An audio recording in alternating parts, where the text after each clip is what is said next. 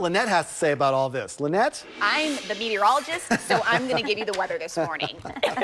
We do have visibility issues out there once again, so take it easy as you step out and about. Put a lot of distance between you and the vehicle in front of you, and just pack your patience this morning because we do have about a half a mile of reduced visibility around Columbia this morning, around Westminster. We're seeing more of that around the Inner Harbor, less than a mile there, more of the same in Parkton this morning, and even around Aberdeen. So it is going to be a slow go of things, even though we don't have the rain really coming in right now.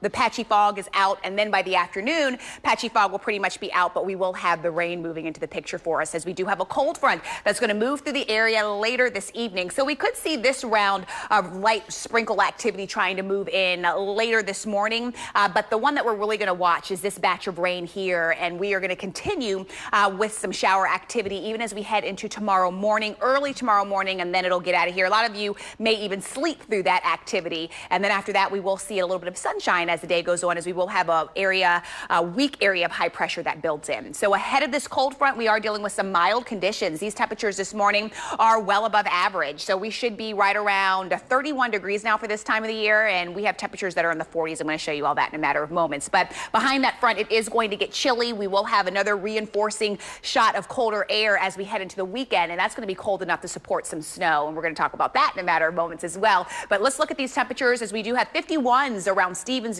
and Preston, Oxford this morning, 44s in Bel Air, Elkton, also Laurel, and we're at 47 degrees in Davidsonville. Glen Burnie are at 46 along with Towson, and Walkersville is coming in at 45.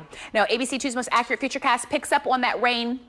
That will be in here, I say, between 4 o'clock, 5 o'clock, so that's just in time for the commute home, right? It's bad timing there, so it is going to be a rough go of it coming home. Once again, you're going to want to pack those patience. But as we head into Wednesday, again, we will see some sunshine throughout the day, and we'll see more of the same on Thursday. And then by Friday, we will be watching this system that's going to roll up the coast.